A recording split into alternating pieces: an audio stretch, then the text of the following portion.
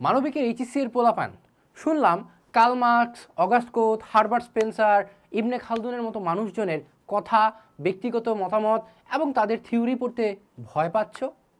শুনলাম তোমরা নাকি সংস্কৃতি, সামাজিকীকরণের মতো বিষয়গুলো নিয়ে ডরাচ্ছ।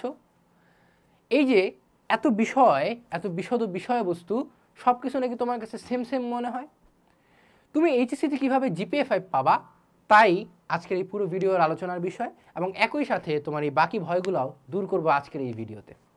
সাথে আছি আমি মাহমুদুল হাসান তায়েফ, পড়াশোনা করছি চট্টগ্রাম বিশ্ববিদ্যালয়ের সমাজ বিজ্ঞান বিভাগে, অর্থাৎ এই সোশিওলজিতেই, এবং তোমাদের যত কনফিউশন আছে তার সব কনফিউশন আজকে দূর করব।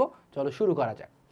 প্রথমে দেখব যে ভাই, অনেকের মনে তোমাদের প্রশ্ন বা অনেকে আমাকে জিজ্ঞাসা করছো যে ভাই আমি ক্লাস করব আগে নাকি আগে বই পড়বো না আগে পরীক্ষা দিব না কেমনে কি, একটা সিরিয়ালটা একটু বলে দেন ভাই, খুব সুবিধা হয়। প্রথমে কি লেখা আছে? প্রথমে হচ্ছে ধারণা নিবা, মানে এদিক সেদিক তাকানোর দরকার নাই, জাস্ট চ্যাপ্টারের নাম কি দেখবা, চ্যাপ্টারের মধ্যে কী কী টপিক পড়ায় দেখবা, চ্যাপ্টারে সেই টপিকের মধ্যে কী কী পয়েন্টগুলো আছে জাস্ট পয়েন্টের নামগুলো পড়বা। আর যদি টুকটাক চোখ যায় মনে করি একটু শালগুলো একটু দেখে নিলা, সমস্যা নেই, যে ভাই দেখলাম তো সমস্যা কি, আমারই তো বই। এবং তারপরে আসবা তুমি ক্লাস করতে, অর্থাৎ কোর্সের মধ্যে আসবা। ক্লাস আমি খুব মনোযোগ দিয়ে করব, ক্লাস সম্পূর্ণ আমি নিছি, সমস্যা নাই। এই ক্লাসের মধ্যে কি কি বলা হয়েছে, কোন কোন জায়গায় সমস্যা আছে, তার সবগুলো তুমি মানে একবারে খুঁটায় খুঁটায় দেখবা, এবং কী কী জায়গায় প্রশ্ন আসতে পারে। তোমার যদি আমার ক্লাসের বাইরেও কোনো প্রশ্ন থাকে, তুমি হালকেনস্টাইন হিউম্যানিটিজ অ্যান্ড বিজনেস স্টাডিজ নামে একটা গ্রুপ আছে, সেই গ্রুপে পোস্ট করো, না করে নেই তো কেউ। এবং ক্লাসগুলো তুমি কই পাবা ভাই? আপনি যে বলতেছেন আপনার ক্লাস করবো, ক্লাস কই পাবো আমি? ক্লাস পাবা তুমি হচ্ছে এই যে মাইক্রো কোর্স আছে, যেখানে তুমি মাত্র 199 টাকার বিনিময়ে ফার্স্ট পেপার, সেকেন্ড পেপার, অর্থাৎ সোশিওলজি ফার্স্ট পেপার, সেকেন্ড পেপারে যাবতীয় সকল ক্লাস পাবা। অলমোস্ট 60+ রেকর্ডেড ক্লাস, এবং প্রত্যেকটা ক্লাসের ডিউরেশন কিন্তু 1 ঘন্টা 1.5 ঘন্টা করে। অর্থাৎ এই একটা ক্লাস করলে তোমার কলেজের টিচার বলো বা বাসায় প্রাইভেট পড়া বলো কিচ্ছু লাগবে না, সেটি একটা কোর্সই যথেষ্ট। ওকে, এরপরে ভাই হচ্ছে তুমি পড়বা, পড়ার উপরেই কোনো বিকল্প নাই। তুমি এই আমার ক্লাস করো বা অন্য কোনো ভাইয়ের ক্লাস করো বা হচ্ছে তুমি কলেজে গিয়া পড়ো, কোনো লাভ নাই তুমি যদি নিজে না টেবিলে বসো। তোমার টেবিলে বসতেই হবে, এবং এই ক্লাসটা করার 6 ঘন্টা ডিউরেশনের মধ্যে তুমি টেবিলে বসবা, এবং কী কী বলা হয়েছে একদম খুঁটায় খুঁটায় পড়বা, জাস্ট পড়ে যাবা। এতে তুমি শুয়া পড়ো, বৈশা পড়ো, লাইব্রেরিতে গিয়া পড়ো, বন বাগানে পড়ো, জঙ্গলে পড়ো, কারো কিছু যায় আসে না, তুমি পড়বা জাস্ট কি বলা হয়েছে এই জায়গায়। এরপরে আসো তুমি আরেকবার পড়বা, কিভাবে আরেকবার পড়বা হচ্ছে বই দাগাইতে দাগাইতে। পরের পয়েন্ট, বই দাগানো। ভাই আমি বই কিভাবে দাগাবো? অনেক আছে ভাই লাইন টু লাইন দাগায়, একদম শুরুর লাইন থেকে শেষ লাইন পর্যন্ত দাগায়। এমনি দাগালে দেখবা দিন শেষে এইচএসসির বইয়ের একদম পুরা মনে করে জাস্ট হাইলাইটারের মধ্যে একটা হলুদ কালির বালতির মধ্যে নিয়ে চুবাই দিয়ে আসা, বই উঠালে যেমন হয় ওরকম হবে। সব তো দাগানো যাবে না। দাগাবা কি? মনে করো পয়েন্টের নামগুলো দাগাবা, শালগুলা দাগাবা, ইম্পর্টেন্ট উক্তিগুলো দাগাবা, থিওরির মধ্যে কী বলা হয়েছে সেটা ব্রাকেট করে রাখবা। ভাই দাগানোটা একটু দেখায় দিলে ভালো হয়, সেই ব্যবস্থাও তোমাদের জন্য করে রাখছি। কেমনে? সেই ব্যবস্থা এই কোর্সে নাই, সেই ব্যবস্থা থাকতেছে তোমাদের একাডেমিক টু অ্যাডমিশন কোর্সের মধ্যে, যেখানে তুমি 2250 টাকা দেখ যদি এই কোর্সটা কিনো, অর্থাৎ একাডেমিক টু অ্যাডমিশন লাইফের, তোমার এইচএসসি শুরু হওয়ার দিন থেকে শুরু করে একদম ভালো একটা বিশ্ববিদ্যালয়ে ভর্তি হওয়ার আগ পর্যন্ত তুমি সকল ক্লাস পাবা, দাগানো বই পাবা, এক্সাম পাবা, সব পেয়ে যাবা। অর্থাৎ A to Z সমাধান। ভাই আমার যত বড় বড় কোচিং আছে 12,000 13,000 টাকা দিয়ে অ্যাডমিশনের কোচিং এনে কি করি, কিচ্ছু লাগবে না, জাস্ট 2250 টাকা একদম এইচএসসি টু অ্যাডমিশন কাভার সব। ওকে, এরপর বই দাগানো শেষ ভাই। পরীক্ষার খাতায় কীভাবে উপস্থাপন করবো প্রশ্ন জাগে না? পরীক্ষার খাতায় উপস্থাপন করবো হচ্ছে প্রথমে মনে করো সৃজনশীল, আমি একটা এক্সট্রা পেজ নিই তোমাদের জন্য, একটা ফাঁকা পেজ নিলাম। কেন? প্রথমে মনে করো ক মার্কের সৃজনশীল, ক মার্কে হচ্ছে তোমার 1 লাইনে অ্যান্সার হবে, জাস্ট একটা লাইন। খ মার্ক হচ্ছে তোমার 2 লাইনে অ্যান্সার হবে, 2 লাইন বলতে 2 লাইন না, 2 প্যারা অ্যান্সার হবে। প্রথম লাইন হবে হচ্ছে 1 লাইন, তারপরেরটা হচ্ছে অল্প একটু প্যারা, অর্থাৎ হাফ পেজ 1 পেজ এরকম কিছু। গ মার্কের প্রশ্ন হবে হচ্ছে 3 প্যারা, প্রথম প্যারা হচ্ছে 1 লাইন, দ্বিতীয় প্যারা হচ্ছে খ মার্কের সেকেন্ড প্যারার মতো, তৃতীয় প্যারাটা হচ্ছে 1 পেজ পুরো ভর্তি, অর্থাৎ একটু বিশদ। তৃতীয় প্যারাটা কি? মানে চতুর্থ প্রশ্নটা কি? চতুর্থ প্রশ্ন হচ্ছে 4 নম্বর প্রশ্ন। 4 নম্বর প্রশ্নের মধ্যে তুমি প্রথম লাইন একদম ক মার্কের মতো লিখবো, অর্থাৎ 1 লাইন। দ্বিতীয় প্যারাটা হচ্ছে তোমার খ মার্কের সেকেন্ড প্যারার মতো, তৃতীয় প্যারাটা হচ্ছে গ মার্কের থার্ড প্যারার মতো, চতুর্থ প্যারাটা হচ্ছে তোমার উদ্দীপকের সাথে সামঞ্জস্য রেখা অনুধাবনমূলক নিজে কিছু একটা বুঝতেছে নাকি সেটা দেখানো, অর্থাৎ 4টা প্যারা হবে। এখন ভাই পয়েন্ট দিতে বলে অনেক সময়, আমার মাথার মধ্যে পয়েন্ট আছে, পয়েন্টের সময় আমি কী করবো?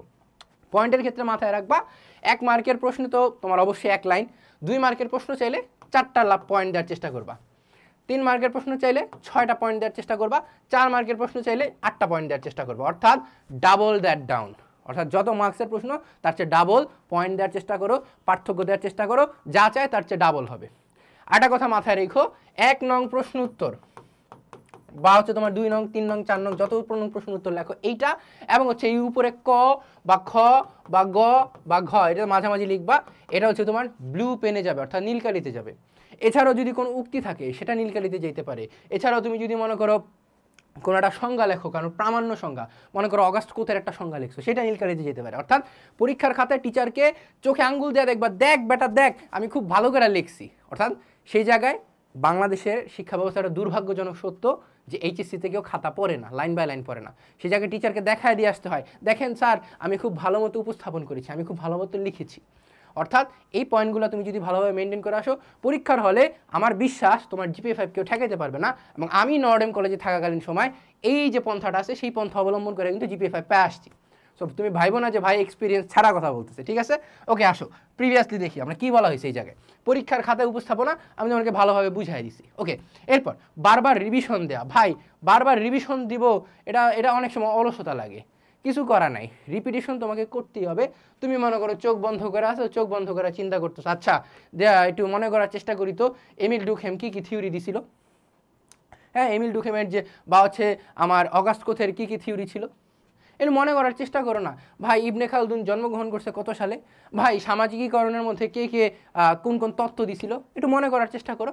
অর্থাৎ শুয়া বৈশা রাস্তায় হাঁটতে খাটতে গাইতে মানে চলতে তুমি যদি রিভিশন দিতে পারো তুমি পরীক্ষায় ভালো করবে, এটা কনফার্ম। বেশি কিছু লাগবে না, তো লাইন বাই লাইন মুখস্থ করা দরকার নেই, জাস্ট কোর ইনফরমেশনগুলোর কথা বলতেছি। ওকে, এরপর পরীক্ষা দেয়া নিয়মিত পরীক্ষা দেয়া। আমি যখন নর্ডেম কলেজে থাকাকালীন সময় আমাদের সপ্তাহে 2টা কুইজ হইতো, 100 মার্কের করে এক্সাম ছিল। সপ্তাহে 2টা 100 মার্কের এক্সাম দিলে আমার বিশ্বাস আর কারোরই কিছু লাগে না। কিন্তু দুর্ভাগ্যজনক হলো সত্য যে বাংলাদেশের বেশিরভাগ স্কুল কলেজগুলোতে, বিশেষ করে সরকারি কলেজগুলোতে ষান্মাসিক একটা পরীক্ষা হয়। ষান্মাসিক পরীক্ষা হইলে তারপরে দেখা যায় যে আবার বার্ষিক পরীক্ষা, 6 মাস পর পরীক্ষা। অর্থাৎ স্টুডেন্ট নিয়মিত চর্চার মধ্যে থাকে না। যত বেশি পরীক্ষা দিবা তত বেশি চর্চার মধ্যে থাকবা। অ্যান্ড প্রশ্ন থাকতে পারে, ভাই আমার স্কুল কলেজে তো সেই সুযোগও নাই, বা হচ্ছে সোশিওলজিতে আমি পরীক্ষা দিব, এত স্কোপও তো আমার নাই। এই যে অ্যাগেইন একাডেমিক টু অ্যাডমিশন কোর্সে তুমি চলে যাবা, সেখানে তুমি একদম বিল্ট ইন সোশিওলজির অলমোস্ট 50+ এক্সামই পাবা। সেখানে যা যদি তুমি জাস্ট ভাই চোখ বন্ধ করা দাগাইতে থাকো, চোখ বন্ধ করা অবশ্যই না, ভালো মতো পরে যদি তুমি দাগাও দেখবা যে এই যে পরীক্ষা বারবার দেয়া নিয়মিত, সেই যে তোমার অভ্যাসটা, সে অভ্যাসটা থাকবে যেটা তোমাকে বোর্ড পরীক্ষায় পরবর্তীতে অ্যাডমিশন লাইফেও কিন্তু হেল্প করবে। ও আরেকটা কথা তোমাদের জন্য সারপ্রাইজ হিসেবে বলি, এই কোর্সটা সহ হালকেন্স অ্যান্ড হিউম্যানিটিজে যত কোর্স আছে তার সকল কোর্সের উপর 35% ডিসকাউন্ট চলতেছে শুধুমাত্র এই ডিসেম্বর 2024-এর জন্য। অর্থাৎ ডিসেম্বর 31 তারিখের মধ্যে তোমরা যদি আমার এই কোর্সটা অথবা হচ্ছে তোমার একাডেমিক অ্যাডমিশন কোর্স কিনো, সেখানে কিন্তু তুমি 35% একদম ফ্ল্যাট ডিসকাউন্ট, কোনো এদিক সেদিক না ভাই, কোনো শর্ত নাই। ভাই 35% ডিসকাউন্ট দিবেন, আপনি কি 60টা ক্লাসের জায়গায় 50টা ক্লাস দিবেন আমাকে? না ভাই, তোর 10টা ক্লাস কেউ কম দিবে না, তোর যা আছে তাই দিবে, জাস্ট 35% ডিসকাউন্ট। ঠিক আছে, তোমার যদি ভালো লাগে ভিডিওটা, পুরো গাইডলাইন যদি পছন্দ হয়, দেখা হচ্ছে তোমাদের সবার সাথে ক্লাসের মধ্যে। ততদিন পর্যন্ত ভালো থাকবে, সুস্থ থাকবে। আসসালামু আলাইকুম।